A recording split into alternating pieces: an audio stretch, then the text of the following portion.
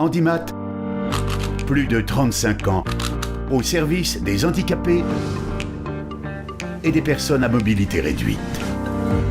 Handimat. Aider, informer, réunir. Dans le cadre des émissions que nous réalisons en public au cœur du Salon Handicap, sur l'espace d'Handimat, nous recevons Rosa Jaïtine. Bonjour. Bonjour. Vous êtes docteur en psychologie clinique, spécialisée dans les groupes et les familles. Vous traitez tous les problèmes qui peuvent surgir dans une famille, mais nous allons aujourd'hui nous concentrer sur celui du handicap, car c'est la thématique du salon, d'accord ? Oui. Et que ce soit en Argentine, d'où vous êtes originaire, ou en France, où vous êtes installé il y a quand même quelques années. Vous êtes beaucoup occupé quand même d'enfants et d'adolescents handicapés. Et vous utilisez une méthode un peu particulière qui s'appelle, c'est en espagnol, parce qu'il n'y a pas de traduction littéraire en français, El Grupo Operativo. Et opérativo, c'est plus dans le sens de opérationnel, mais pas dans l'opération, parce que le français a des particularités. Les mots peuvent avoir plusieurs significations, tandis qu'en espagnol, les opérativo, c'est bien, on opère, on agit. Exact. Alors, est-ce que vous pouvez nous dire dans les grandes lignes en quoi consiste cette méthode, s'il vous plaît, Oui. cette technique de travail? Les groupes opératifs s'inscrivent en réalité comme une modalité d'intervention groupale. Oui. C'est une façon de travailler en groupe parce que tous les groupes s'organisent à partir d'une tâche. Ça veut dire qu'il y a un travail à réaliser. Par exemple, le travail peut être les soins psychiques ou les soins physiques, et peut-être la thérapie, peut-être l'éducation et aussi la famille. En particulier, la famille a comme tâche, d'un part, le soutien matériel, l'éducation des enfants, le soutien affectif, mais la famille doit transmettre aussi son histoire, c'est le travail de la famille, transmet les croyances, mais il doit contenir tous les problèmes qui concernent le développement de l'enfant. Et l'opérativo se réfère à faire, Oui. c'est-à-dire à l'utilisation du groupe comme un espace intermédiaire d'analyse des obstacles qui surgissent entre la personne, le sujet, les groupes et le travail à réaliser. Faire la thérapie en groupe, ça permet vraiment de creuser le problème et voir qu'il y a des ramifications dans tous les membres de la famille. Dans tous les membres de la famille. Je vais expliquer pourquoi. Parce que la spécificité des groupes opératifs est d'analyser les obstacles, Oui. en particulier que la famille rencontre pour faire sa tâche. Il y a toujours un décalage entre l'idéal qu'on veut faire et ce qu'on fait. Et quand on analyse les problèmes, on constate que les obstacles à la tâche ont leur genèse dans différents types d'angoisses. Des angoisses qui ferment la communication avec les autres. Et quand on ferme la communication avec les autres, on trouve des violences et on trouve des difficultés à penser toutes les émotions. La thématique qui nous intéresse aujourd'hui, c'est le handicap. Dans ce groupe opérativo, dans cette méthode, on peut traiter de plein de choses, de l'inceste, des problèmes de couple, des problèmes liés à la maladie. Là, c'est le handicap. Est-ce que vous auriez, SVP, un exemple concret à nous donner en nous précisant la situation, le constat, la méthode que vous avez utilisée et le résultat que vous avez obtenu? J'ai travaillé les groupes opératifs dans 3 domaines. Oui. D'un part, dans les institutions, particulièrement pour les enfants et les adolescents handicapés. Et j'ai travaillé beaucoup dans mon cabinet de thérapie familiale. Et un troisième axe, c'est mes recherches à l'université où j'ai travaillé l'handicap avec des résultats et avec des démonstrations. Moi, j'ai commencé à utiliser la méthode dans l'année 76. Et c'est Pichon Rivière, qui était le créateur des groupes opératifs, m'avait poussé à travailler avec les familles. J'ai commencé avec une famille, avec une petite qui avait 3 ans, avec un gros handicap. En particulier, il avait un problème d'équilibre. C'est un neuropédiatre qui l'avait envoyé, j'ai travaillé avec lui. Oui. Et on ne trouvait pas exactement des causes. Il n'y a pas une lésion cérébrale spécifique, il y avait des problèmes de synapses, etc. Et j'ai découvert la souffrance des parents, pas seulement de l'enfant. Oui. Et il y avait les parents et il y avait la fratrie. Ce n'est pas la même souffrance, en plus. C'est pas la même souffrance, Eh mais oui. il y a beaucoup de souffrance. Et peut-être ce que j'ai pu faire, j'ai dit, c'est accompagner la famille à pouvoir soutenir les preuves que les parents doivent faire face à l'handicap. J'ai d'autres situations, par exemple plus récentes en France, avec une enfant qui avait de petites tumeurs cérébraux et qui D'accord. se reproduisaient. Et la problématique là, c'était qu'il y avait une angoisse de mort. Et quand la famille est venue, les liens de couple étaient vraiment très altérés. par l'effort que les parents devaient faire pour accompagner l'handicap. Je pense que c'est ça et aussi l'évolution des autres enfants, parce que ça peut arriver aussi que les autres enfants, par identification avec l'enfant qui a l'handicap, peuvent aussi faire des problèmes. D'accord. Alors, Rosa Jaïtine, vous êtes venue accompagnée d'une personne qui a suivi une de vos formations, parce que vous proposez des formations dans l'association Absilien. Claude Barral-Baron, bonjour. Bonjour. Quel est votre métier, s'il vous plaît? Donc, moi, je suis psychologue clinicienne.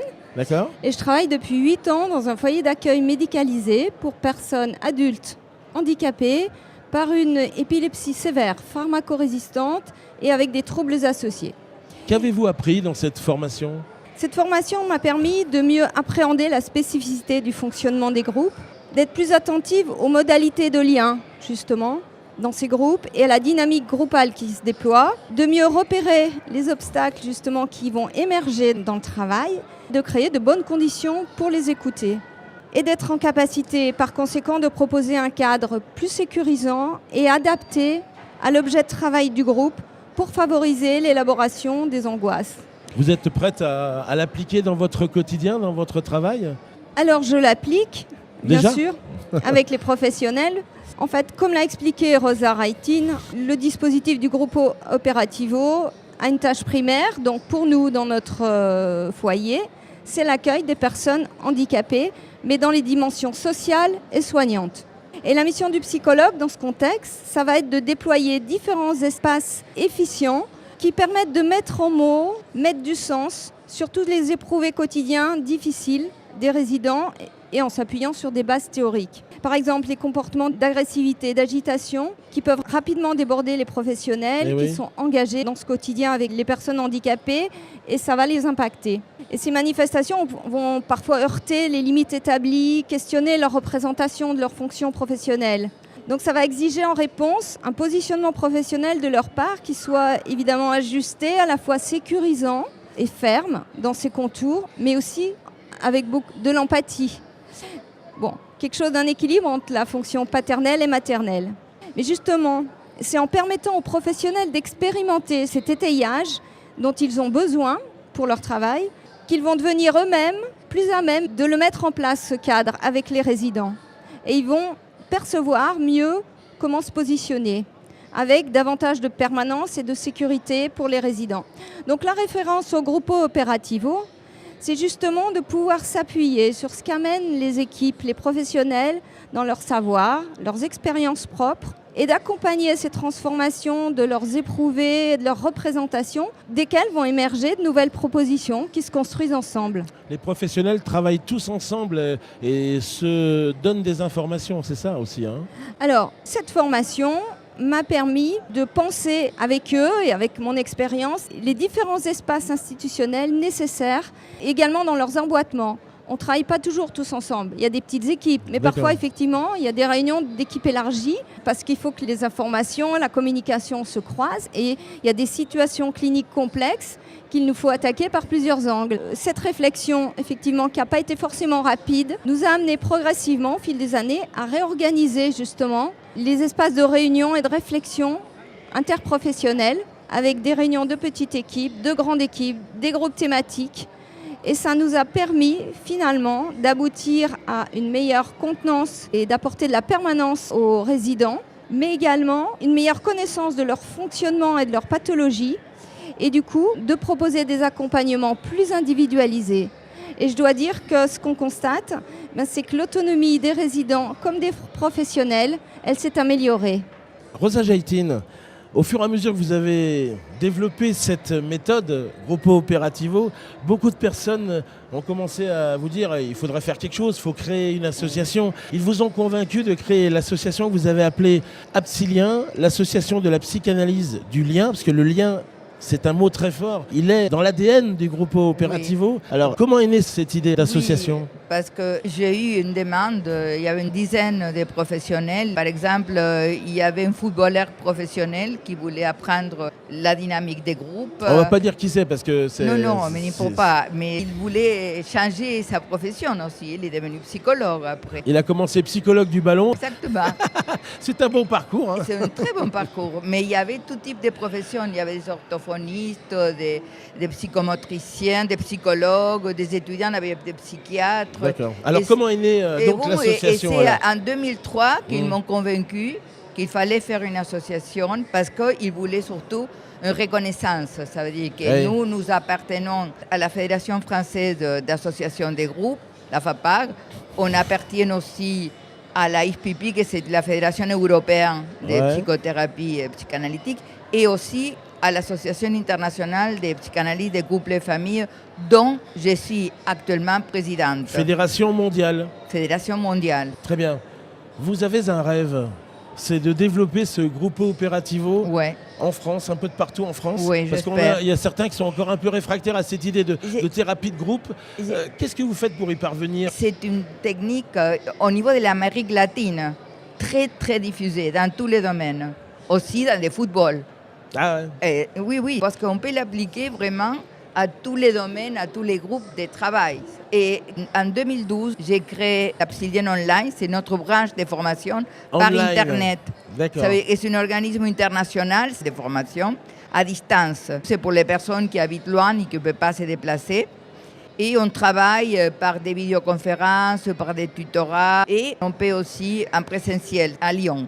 Et ces formations sont destinées à tous les professionnels de la santé ou bien du champ médico-social. On a des enseignants, on a des artistes, on a certains collègues qui travaillent en entreprise et toutes les personnes qui sont intéressées pour comprendre tous les processus de groupe, comment fonctionne une famille et un couple, et aussi la problématique de l'enseignement. Et nous avons pensé d'ouvrir aussi la formation aux parents concernant la problématique des familles et des couples pour pouvoir aider les familles à comprendre les problèmes qui posent la question de l'handicap. Des personnes ont écouté cette émission, se disent tiens, pour l'instant, les thérapies que je suis, ça ne marche pas. Je vais peut-être essayer la thérapie de groupe, comme vous le proposez. Quels conseils vous leur donneriez pour qu'ils viennent vous rejoindre s'ils hésitent encore un tout petit peu? Écoutez, j'ai plus de 40 ans de travail clinique avec les familles et je peux assurer que les thérapies des couples et des familles,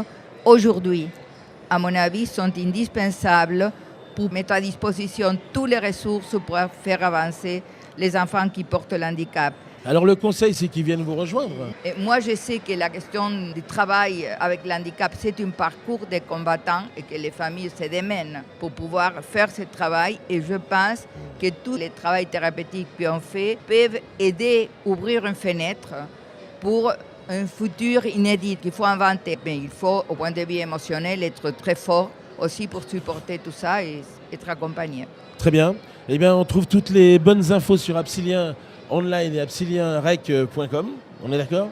Merci à toutes les deux d'avoir participé. Merci et à vous. J'espère que cette thérapie qui fonctionne va se développer encore. On espère que plein de personnes viendront adhérer à votre philosophie, à votre méthode de travail. Merci beaucoup. Merci à vous. Merci. Au revoir.